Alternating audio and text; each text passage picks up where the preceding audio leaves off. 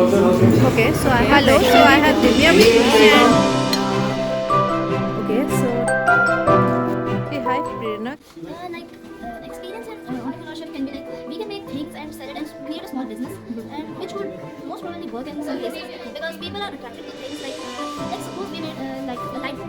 We can sell it for a good price like 50 or 100 rupees.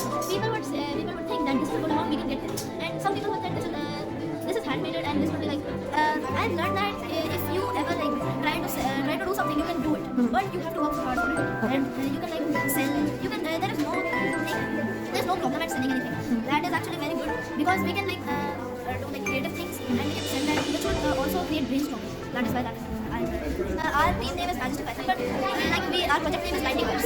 So the project I'll give some details.